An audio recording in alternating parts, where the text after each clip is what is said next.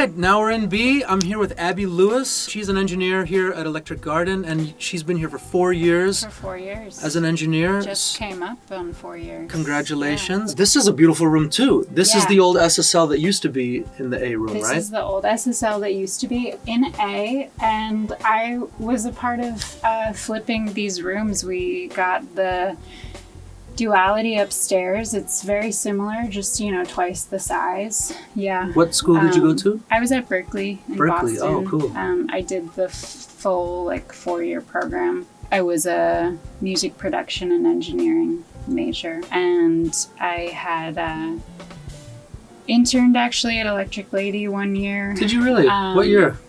It was 2017 or something. Oh, cool. In the summer when I was in college. And wow, we're all Electric Lady fam here. That's crazy. Yeah, I was there just briefly, but it was a huge learning experience for just even what it meant to intern at a studio and what a professional studio environment, especially on a large scale, looked like and what that meant. Another one that I loved, we had an all-woman non-binary project come through, protest album, the Resistance Revival chorus. I think we must have had probably 30, 40 people at certain points. That was a situation where we had so many women here just as a part of the choir. When the backing tracking was happening, we had drums and bass down in this B room, and we can connect them with video up to the A room so that everybody can see each other.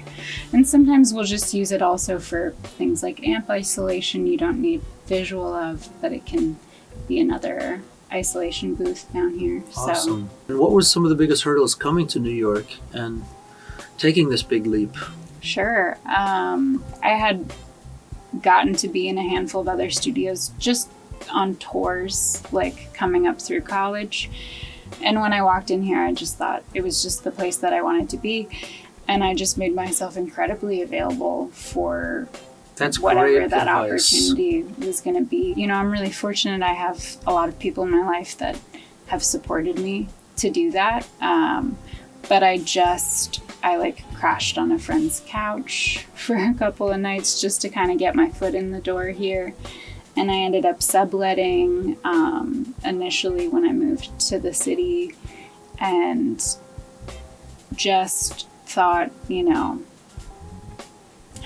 whatever they need, however available I can be, this is my goal right now. I like that, to be incredibly available. I think that makes a huge difference. Yeah. My professor in conservatory said that. He said the difference between the kid who gets the internship, which turns into, a GA, which turns into an assistant, is who sticks around the longest and who is always available. And that seems to make all the difference. Yeah. I think in terms of being available all the time also, and nothing could have prepared me for how truly chaotic it can be. Absolutely. That's most engineers' experience. Yeah, and that can be good and fun in its own way and keeps me on my toes. But I think, especially when I was starting out, it was a little hard to make plans with people, hard to know how many hours I was going to work. I look back and I see how much I grew in those moments too, and I see how much I can handle being thrown my way now. And I think that's a huge part, once you are stepping into engineering, is being able to handle such a variety of things, troubleshooting issues, artist needs. You have to communicate to your assistant, and doing it all with a relative calmness. Nothing that I've ever done here has been menial. Every little thing that I have ever done here in some way has prepared me for everywhere that I've gotten. I think something that a lot of people talk about is you might feel like you're doing really stupid tasks when you're interning, but every time I had to do inventory, I learned where something was. And when I learned where something was, I was faster when a client asked for it. You know, when you're assisting, even like you want to be a ninja in the room. The Ninja-neer. Yeah. It was a Ninja-neer, Yoda-neer, Jedi-neer, and engineer. You want to come in and, you know, just feel very neutral and not distract from what's going on. Sure. And not maybe like even negatively impact that. And not everyone has that innate personality, and it's not something you can necessarily teach, because that's truly personality, and clearly Ben saw that in you. But your story is also a coming of age story, because you're learning so many things. I mean, I'm older than you, so this is really beautiful to see you so successful at a young age, coming in straight from school, and that's awesome. I think if people are watching and they're thinking about, especially the younger kids, thinking about getting into audio engineering, that's a huge takeaway from this conversation.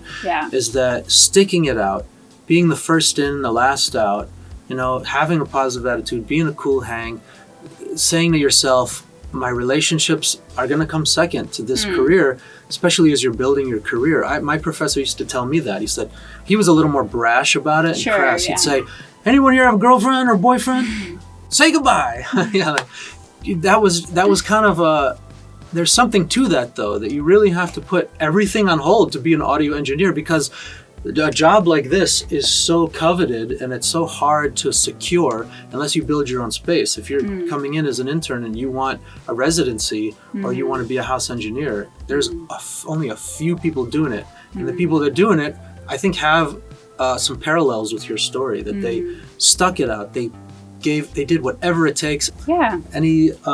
I'm such a gearhead. I just go straight to gear. I'm Sure. sorry. But like I keep looking behind you, these old Neve channel strips.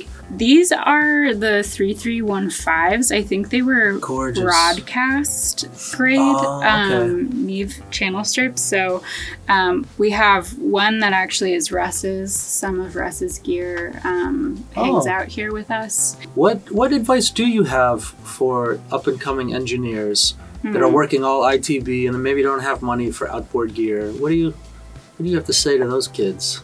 Gosh, that's a great question. Now, maybe it's like cliche and everybody says it, but I think just whatever you can do to build your ear with what you know, because nothing really replicates your own musicality and your own ear and your own knowledge. And I think I've always felt like it's fun to go down a rabbit hole of gear, and we could like talk about that for a long time. But I've also felt like I never want that to get in the way of somebody just like exploring and trying things. And I think it's about what you know and how you can use even some of those limitations to your advantage, and how much you know the pieces of gear that you're working with and how much you trust your own ears. And Susan Rogers recently came out with a book as well about more like music psychology.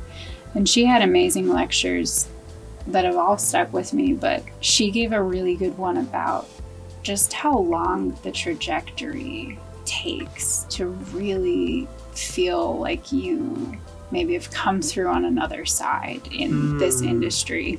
I think that model holds true to this day, with a lot of good reason, because there's just such a wealth of knowledge you can't expect to learn overnight, and or even quickly. Yeah, it takes so much time. The other side to that is that every human being, I feel like, is so hard on themselves, harder than they would be on like a friend or family member. If you listen to your inner monologue, the way you talk to yourself is so harsh. Naturally, I think people are just whipping themselves with cat of nine tails without stopping to say, hey, you need to be nice to this person. Treat them like you would treat a friend. Like, be comforting, be kind, be patient, give them forgiveness. And so many people don't do that. So now that we've established that this 10-year arc is truth, imagine how many people are suffering through that 10 years without giving them time and space to grow and to learn. And we all need to do that as up-and-coming engineers, musicians, producers, studio owners. I think that's really important. That's a great point. Yeah. Mental health is so important in this industry. And something that I like will beat myself up a lot too. I can't remember the name of the engineer that said this, but it always stuck with me. And he said, put yourself in as many positions to fail as possible. Yeah. I'm not comfortable with that. That's where you learn. Am trying to do that. And that's exponential growth. Yeah. Being in a safe place, Mm-hmm. That's slow growth. Yeah. I appreciate you talking about mental health in this industry because this is one of the toughest industries. It's also one of the last, they say, 2 industries that still has unpaid internships. I think photography, audio engineering, there's not a lot of them where kids are coming up and they still can really be taken advantage of. We're talking about being very available and being ambitious, and when you put in that time, it does equate on the other side. But I think it's a really teetering line where you also need to understand what you need for yourself and how to advocate for yourself. And when you're young and you're starting out and you just want to get your foot in the door somewhere, it's hard. You don't know yourself, and I still don't know myself. And I think that journey has been like so synonymous with the journey that I've had in the studio and as an engineer and trying to figure all of it out. They go so hand in hand for me. What's one piece of advice to kids coming out of audio engineering school, taking that, and they're told by their professors, whatever it takes, be ultimately available. How do you know when you don't really know yourself yet what you can handle or what's healthy or not healthy? And doing it all without any health insurance. Right. Whatever kind of support system looks like support to you. I mean, especially maybe if you're coming out of school, you have peers around you going through similar things. Great point. I think talking to other people, have a community, and you can kind of like zoom out and put a little bit of framing or perspective on it. Like, oh, you know what?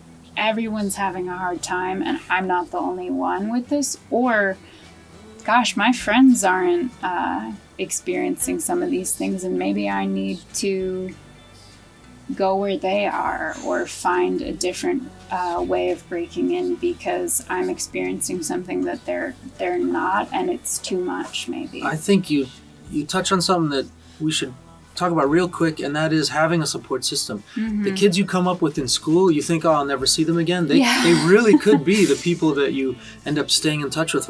These are your initial contacts. These are some of the most important contacts you make. And it's important to create a community with your immediate circle, so therefore you can have that support. And I think a lot of kids, they take that for granted. They say, I'm just here to get my degree and to move on. It was nice making friends, and they don't take these relationships serious. Or it feels very competitive. That's right. Because I think sometimes we can feel like very pitted. Even like at a studio, you just feel like, well, we're all trying to come up, and maybe there is only one spot. I had a studio owner. He got all the interns in a circle, and he said, look around you. The guy to your left and right, he wants that job. So whichever one of you can take it and rise to the top, you're the one that's going to get it, essentially. And it was like this dog eat dog wolf pack environment that was created. And this is one of the biggest studios in New York City. I'm not even going to mention it, but I remember in the moment thinking, what's going to be me? And then like a few years later thinking, what an unhealthy, horrible environment that was. That was the environment we were thrown into. I'm an apprentice. This is my training. And for whatever reason, it didn't click. And I said, well, then I need to just work harder.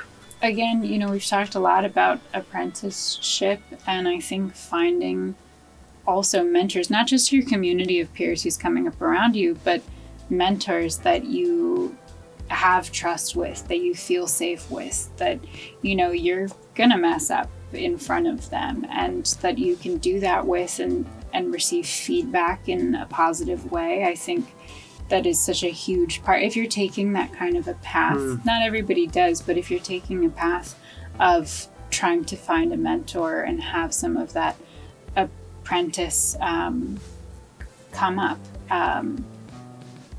that's a huge part of how you're going to feel and how you're going to learn. Well, it's great that you found Electric Garden Man and such a great mentor, because I've known Ben for a while, and he's like the most down-to-earth, positive human I've met. Yeah. So congratulations. Yeah, And thank you thank for you. taking your time with us Yes, today too. of course. Thank you for being here and talking to us and checking out the space. Electric Garden, now you know they got a great staff. Come on down. Yeah. All right, well, thanks Awesome. again. Yeah.